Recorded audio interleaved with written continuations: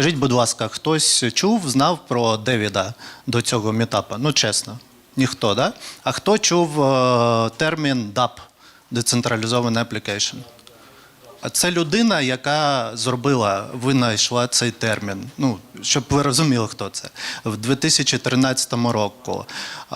Це людина, який адвокат децентралізації, тобто децентралізації Максі. І людина, яка є найвпливовішою, мабуть, зараз у Web3 децентралізованому штучному інтелекті. Very cool. Well, thank you for hosting me, Anton, and thanks for the kind introduction. Yeah, I am a decentralization maximalist and freedom maximalist.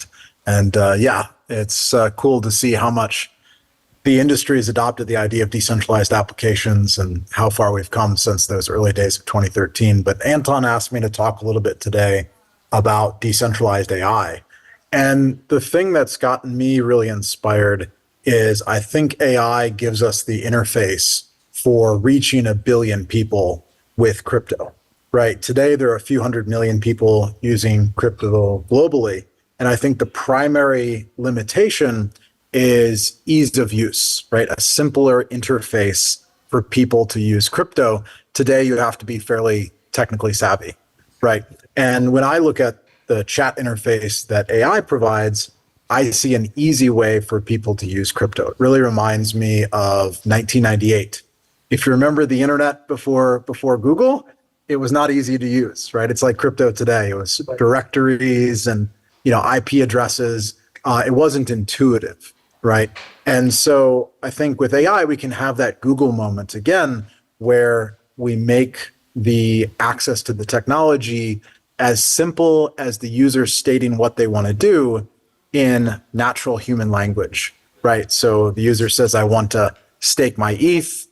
The AI understands the request, can match the intent with a smart contract, and set up the transaction in MetaMask. And then the user just has to review and press the button to approve the transaction on their own wallet, right? That's, I think, the key user interface transition we need to have so that non-technical people can access the technology and we can move into billions of people in the next few years using crypto, not just hundreds of millions. And so, that's sort of what has inspired me to focus so much of my time on building decentralized AI. Now, that's what, AI offers to the crypto community. On the other side, the benefit for the AI community is all of the compute that crypto can bring. Right? All of the AI projects are hungry for inference, for AI tokens, for the GPUs to train their models and to provide inference for prompts, right? And as my friend Casey pointed out, if you look at the number of GPUs the Ethereum community had before it switched away from proof of work, there were 50 times as much compute on Ethereum as was used to train ChatGPT-4, right? So the global community of people that can offer compute is much larger than Microsoft or Google or anybody building models today. So I think inevitably the largest AI models will be trained in this distributed way, right? And so there are a bunch of great protocols working on that, whether it's Akash or BitTensor or Edge Llama or Ritual. There are many decentralized compute models that are now providing crypto incentives for people to improve the AI models. I know the folks at Noose Hermes very well, and Noose Research built some of the best fine-tuned models, and now they're adopting, BitTensor and incentives from crypto to improve their base models. So that's what I think the crypto community can offer AI. The other perspective to understand is there's a lot of regulation coming into AI, right? That wasn't there before. And this very much reminds me of like 2013, 2014 in the crypto industry, right? Where the regulations started coming in and they started restricting what people could do with crypto. And so many of the technologies we've built in Web3 the last 15 years are now going to be relevant to the AI companies, right? So if the US becomes very restrictive, they're introducing rules about who can train models. You have to register with the government. You have to get a license. You have to have a safety committee. All these things are going to introduce barriers for centralized startups to build AI. And so what Web3 can offer is training a model anywhere, doing the compute anywhere, and basically going to friendly jurisdictions, whether that's Ukraine or the UK, anybody that opens up and embraces AI technology, all of a sudden builders in a decentralized system will be able to access that benefit. Just like Bitcoin didn't care where the hash rate was, right? For most of the history of Bitcoin, the hash rate was outside the United States primarily. When China became unfriendly to Bitcoin miners, they just moved somewhere else, right? So we need a decentralized protocol that can do this decentralized AI that isn't country specific, that isn't company specific, that is an open, neutral system. Just like Ethereum built for smart contracts, now we need that for smart agents, for decentralized AI. And so that's sort of the last thing I'll talk about is, when the white paper first came out for Morpheus, it was written by some anonymous developers last September. It was sort of very inspiring, right, to solve this problem, not just to give people open source AI models, but to create a network where there was incentives for coders, incentives for capital, incentives for compute, incentives for end application builders, right? And that really reminds me of the early days of Ethereum.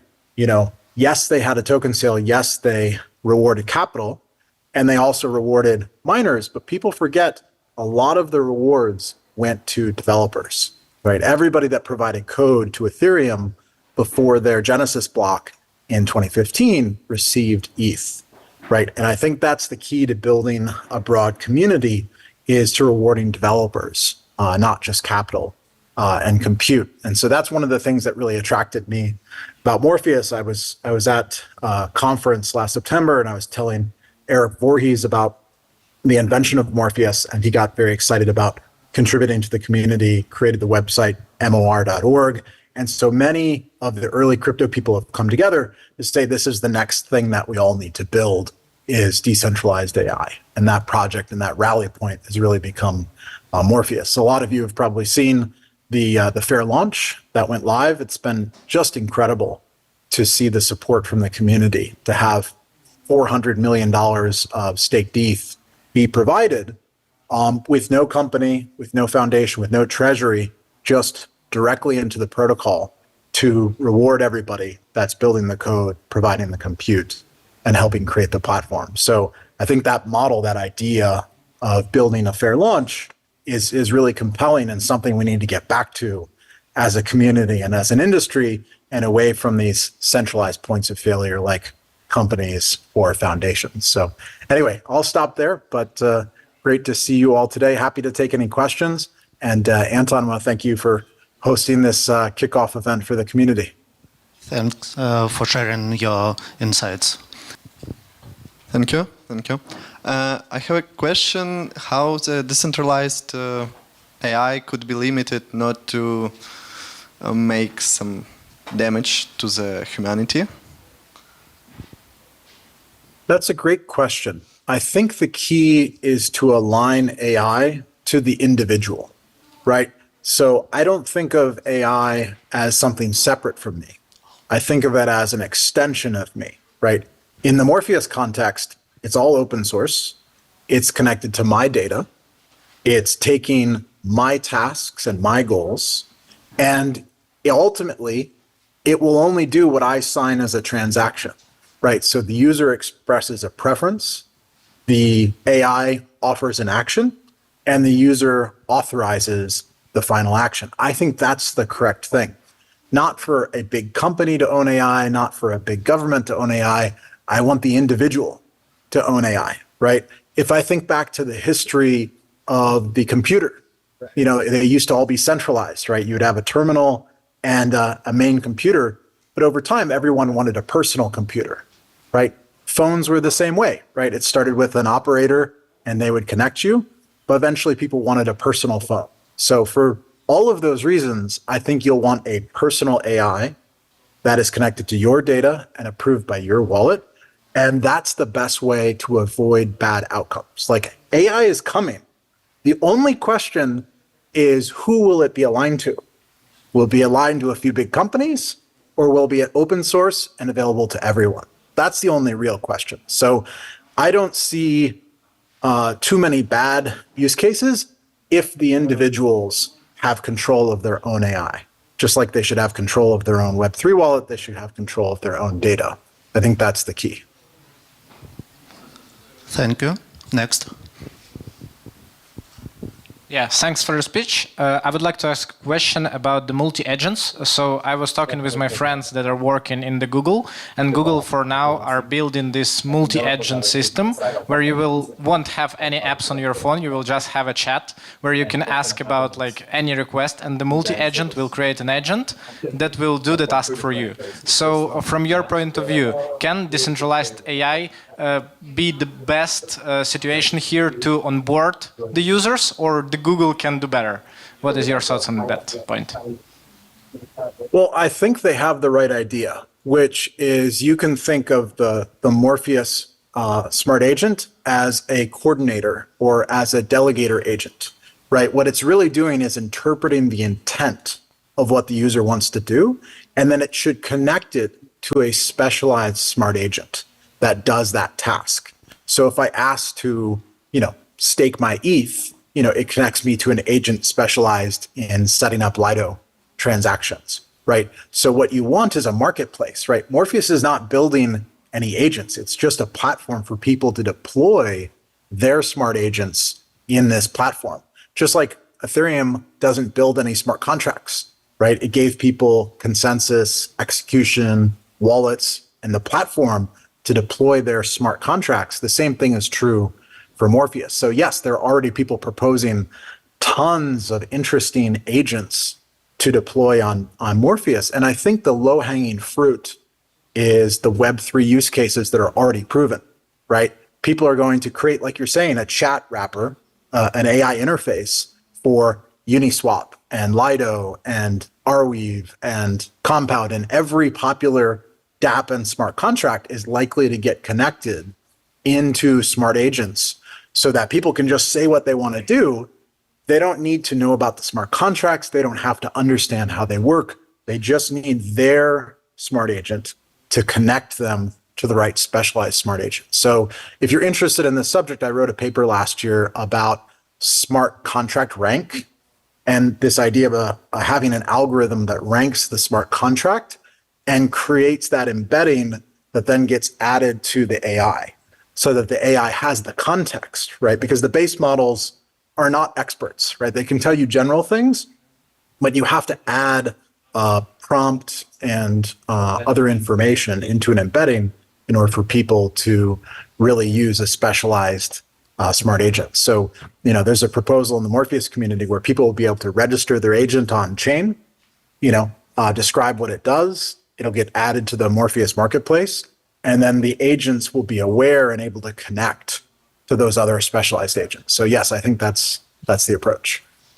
Got it. Thank you. And one more question on that side as well. So probably you know about the Holo network and Holochain, which proposes the idea that every individual should have their own blockchain and then connects from it to the other individuals and like operate through that side. So do you think it's like a working idea in terms of like individuals have their own AI and have their own blockchain, or we will have only AI for ourselves and the blockchain will be like unique and you will need to go to the Ethereum or to any layer 2 and then work from there? Or it is better to like work from your own blockchain as well?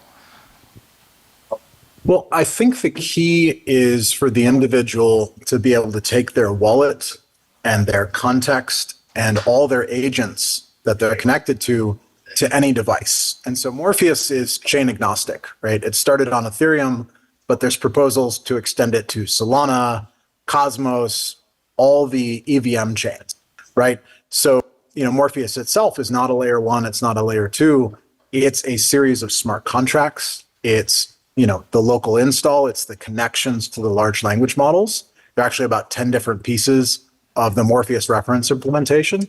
And so I think people, what will happen is they'll connect in the next layer 1, the next layer 2, the next holochain, the other infrastructure that they want to use.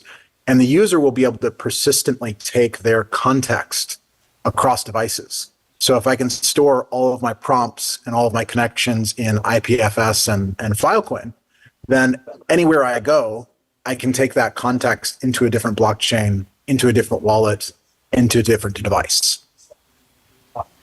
Got it. Thanks. Any other questions? Hi, thank you very much for your presentation. I'm not sure from where you are looking at me, maybe from here, or I don't know, where is the camera? So you answered that the AI should be tied to a personal, to a person. Yeah, so in this case, there should be some responsibility and we can avoid some bad happening with AI. But crypto is about the privacy. Right, so everyone in crypto wants to be to stay private, right? And everything which is on the permissionless blockchain is forever in this blockchain, right? And if a person wants to delete something, it is impossible. So, how do you think it can be resolved? So, how can we tie AI to a person, but preserve maybe some level of privacy of that person? And this is actually the first question, and very interesting, the second one. I want to say that a quick note, I'm a lawyer and I'm thinking in the terms of relations between user, platform, AI provider, and actually this is very interesting that right now one of my clients asked how to prevent the platform being responsible for actions of third parties AI. I think this is very much the same as your project do. So how do you believe it's possible to connect a user with an AI, avoiding the responsibility for their direct interaction in this case? Thank you very much. Those are great questions. So let me start with privacy. When I say connected to a user, this is in a Web3 context. And so what I really mean is connected to a user's wallet, right? And of course, they have a synonymous address, not always a real name, representing them in that public key, right? And so, yes, there's ultimately an individual, but it's not KYC, it's not government identity, it's a Web3 wallet that ultimately controls that smart agent. There's a lot of work being done on privacy when it comes to zero knowledge proof, but also fully homomorphic encryption, known as FHE. And my expectation is that a lot of these large language models will support zero knowledge proof or FHE later this year. People are already experimenting with how you can hand the prompt to the model, encrypted, it runs the calculations and hands back the result, and only the user can decrypt it, right? That's the FHE approach, right?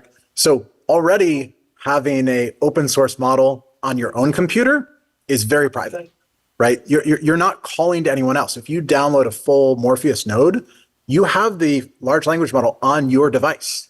It's not calling an API. It doesn't even need an internet connection once you've downloaded the model. So that's perfect privacy.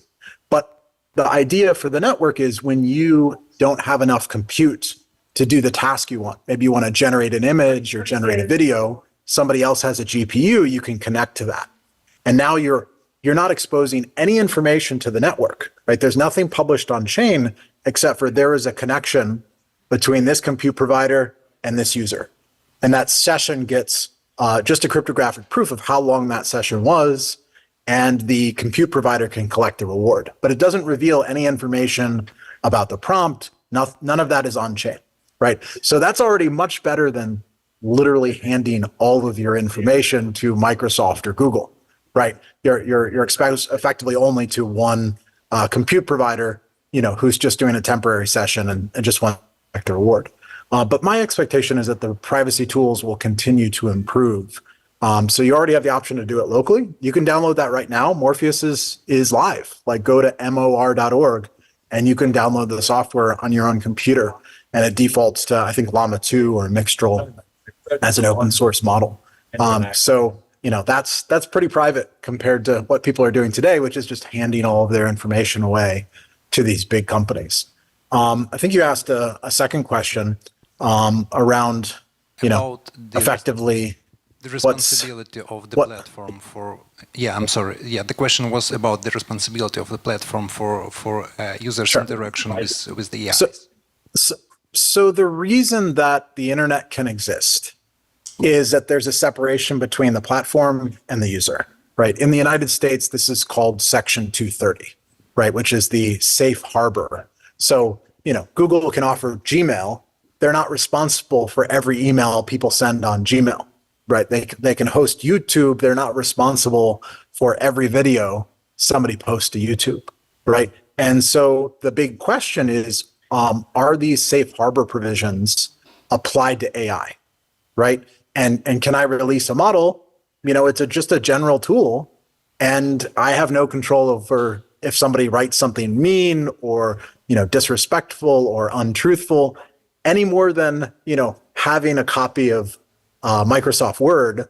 You could type something, untruthful. You could type something, mean or disrespectful or hateful to people, right? So there has to be this separation between protocols and users. And that's sort of why Bitcoin was able to exist, right? The government shut down every predecessor to Bitcoin because it was a company, right? And the genius of Satoshi was to separate them and say, there is no company, it's just a protocol, anybody can use it. Each person is responsible in their own country, under their own legal system, to apply the rules of their jurisdiction.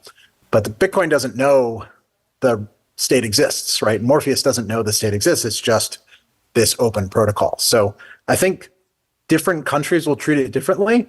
Ultimately, the countries that are most friendly to AI will get most of these developers and innovation and the benefit.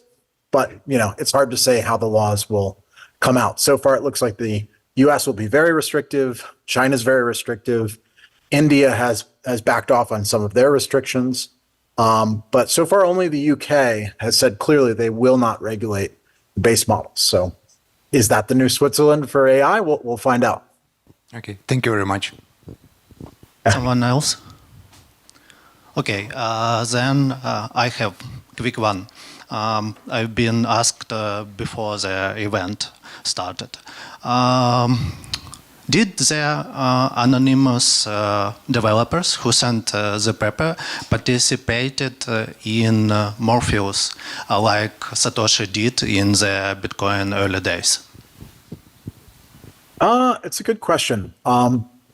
So the history is there was already a community talking about this concept of smart agents, right? And I had written the paper on smart agents earlier in 2023. And so people were already figuring out how to build open source models that they could run locally, right?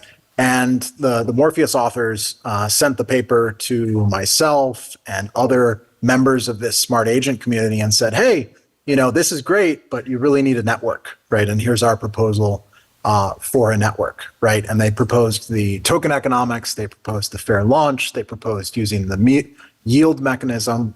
A lot of the major pieces of what would become Morpheus were in their original white paper. And, they put in their letter that they donated it to public domain. Here you go, smart agent community. And that's the last people heard from them. So they created the idea, they released the concept, they donated it to the public domain, but they didn't provide code, they didn't show up later and participate in a lot of the discussions. They sort of created this document and then sent it to the community. And I think it would have been interesting, but I think the reaction was so powerful because so shortly after, right, they sent the paper September 2nd. It was only the next month when the US administration passed the executive order and said they were going to limit parameters, they were going to limit compute, they were going to start KYC, they were going to, potentially ban open source models in the US, which we'll find out in July if the Commerce Department really does that. It looks like they will. that reminded so many people in the crypto community of 1991, right? The US proposed a ban on encryption in 1991, right? This is often called the crypto wars of the 1990s, right? Famously, Phil Zimmerman released PGP, pretty good privacy, as an encryption standard in response. He open sourced that in response to this government proposal to ban encryption. So many people in the community had a strong reaction and said, no. We have to keep AI open source. It has to be permissionless. It should be decentralized. And there's no compromise. Like, we're building this, and we're building this right now, right? And so I think that's part of why, the proposal had just come out, and people said, there's the solution, right? Let's go do that and do it Bitcoin style. No company, no foundation, no treasury. Anybody can participate, right? And so far, 164 coders have participated. So far, 4,600 capital providers have participated. So it's been really cool to see the community kind of come together. And so, I think people give me or Eric or other, people that speak about it too much credit. Like, Eric put up the website and he wrote a good paper with the Yellowstone paper. I've contributed to the architecture, but there are a huge number of people building this. Different people built the smart contracts, different people did the audits, different people built the installs. There are like 10 major pieces of software all coming together to build the Morpheus platform. And I think that's really cool. It reminds me a lot of those 2012, 2013 days. Extremely appreciate your time, and thank you for your incredible speech and your answers. Yeah, absolutely. Thanks, guys. Appreciate it. Take care. Bye.